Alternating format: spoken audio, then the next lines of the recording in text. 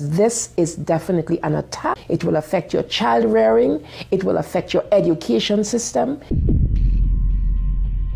This is instructions for the teacher in the classroom to ask her or his students, how do people express their sexual feelings? What is abstinence? And here are some answers. Oral sex, masturbation, anal sex, massage, holding hands, touching each other's genitals, saying, I like you. And what they're doing is equating all these things. Saying, I like you is equal to anal sex. It is pornography. Men, especially on the house floor, did not want to look at. We couldn't show this on the television news, but yet we want our 4th grade children to be looking at this book. In the name of sexuality education, children are seeing obscene materials that have been ruled by Congress and by the Supreme Court impossible to show to children. An online CSE program for African youth called The World Starts With Me tells children that sexuality includes oral sex and masturbation. It then tells them it's their own choice if they want to lose their virginity. It shows children pictures of naked girls and boys in various stages of development, and then asks them to point out differences in their private parts. Parents likely will never know, as it is all done online away from home. They have elementary students as young as 9 years old. Then they teach them how to wear a condom. And they have this plastic genitalia, and they even have young girls. They're teaching them how to put a condom on a male genitalia and boys how to put a condom on a woman genitalia without the knowledge and consent of the parents. They're giving them handouts, negotiating sexual encounters with other students. For example, there are statements like this: can I take your shirt off? It makes me hot when you touch me here. Is it okay if I take my pants off? Where we in Latin America, we still have a lot of poverty. We have communities that don't have fresh water, that don't have electricity. Focus is completely shifted from basic needs. They get comprehensive sexual education without the consent of parents, taking and deconstructing the family. My brother Luigi and I had an opportunity to go to the United Nations and give a speech on the UN floor. First, my brother explained about how we became orphans when both of our parents died of AIDS. How Planned Parenthood was passing out a booklet for HIV-positive youth at the United Nations called Healthy, Happy, and Hot. This is for the kids who have AIDS. It teaches about sexual pleasure through masturbation, with same-sex partners, and even if you are drunk.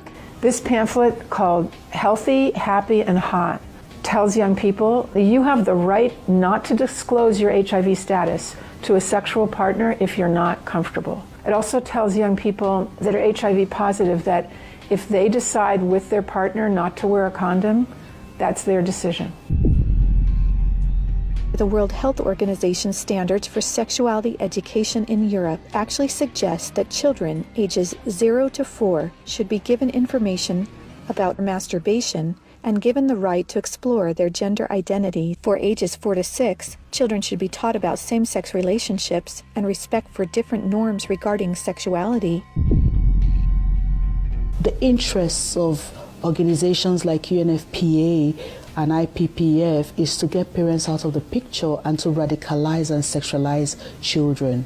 UNFPA has tried to convince my country to change our positions on issues such as reproductive rights and comprehensive sexuality education. Madam Chair, does the UNFPA think it can do this because Nauru is the smallest member state of the United Nations? The Nigerian government was actually told by the Western countries that if they do not give in, that they will be denied foreign aid.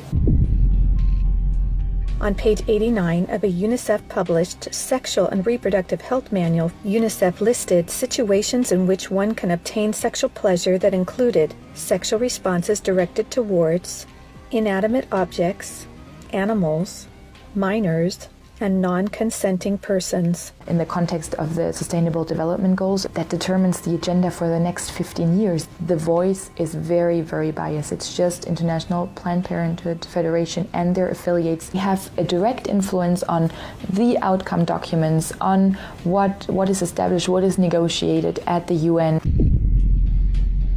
Some of the objectives of the UNESCO Sexuality Education Guidelines include teaching children at age 9 about sexual stimulation and the definition and function of orgasm, and at age 15, that both men and women can receive sexual pleasure with a partner of the same or opposite sex. The It's All One curriculum, also promoted by International Planned Parenthood, reveals the multiple manipulative tactics used to indoctrinate and sexualize children through CSE. Like other CSE programs, It's All One claims, among other things, to be evidence-based, comprehensive, human rights, gender-sensitive, and culturally appropriate education that will increase young people's responsible decision-making, to reduce adolescent rates of pregnancy and sexually transmitted infections, including HIV. It's All One, however, like most CSE programs, is really just cleverly disguised abortion rights, sexual pleasure education, masquerading as human rights, gender, and sexual and reproductive health education. It aggressively promotes abortion. With over 112 references to abortion, It's All One has an obsessive focus on sexual pleasure, mentioning sexual pleasure 62 times. It promotes multiple sex acts and instructs children on how to stimulate themselves or their partner to orgasm. To explore their readiness, children fill out a worksheet that infers children are ready to have sex when you are feeling sexually attracted to the other person, and when you are feeling comfortable about telling the other person what feels good sexually. It teaches that human rights encompass sexual rights, including alleged rights to all persons to sexual expression and the right to seek sexual pleasure.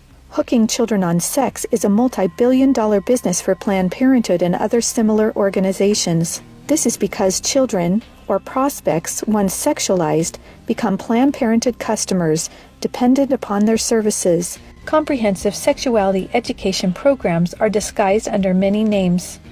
They may be called comprehensive sex or sexual education, education on human sexuality, reproductive health education, information on sexual and reproductive health, family life education, teen pregnancy prevention, rape prevention, anti-bullying programs, HIV/AIDS prevention, and sometimes even abstinence or abstinence plus education.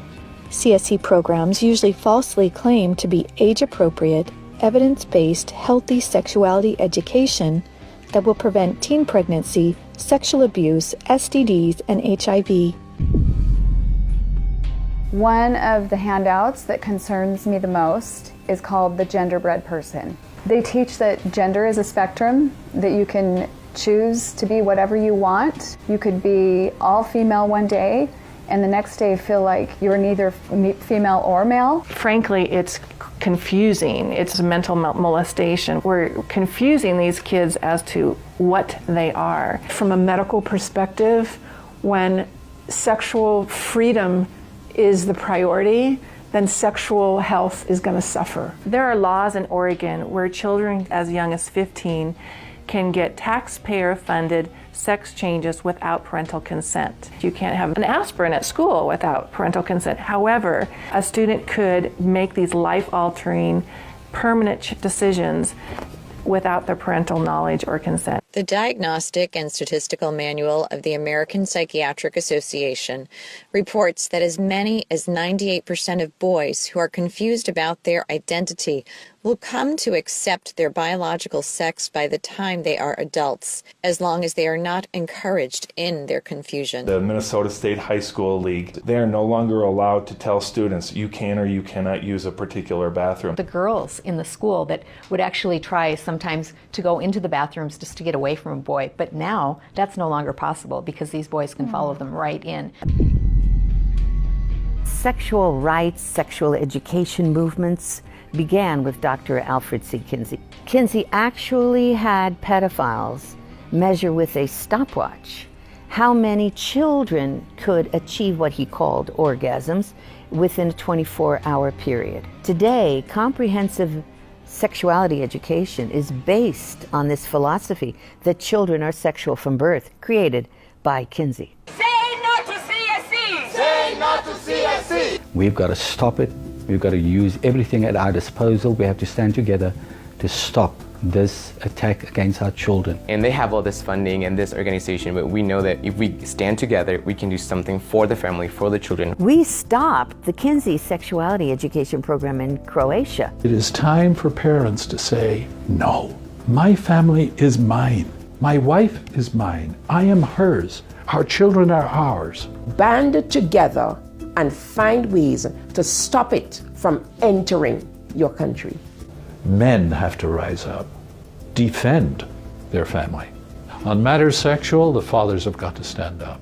Say, you have no place talking sexuality to my children. We resist it, even with our lives, because that's what life is all about. It's happening on our watch.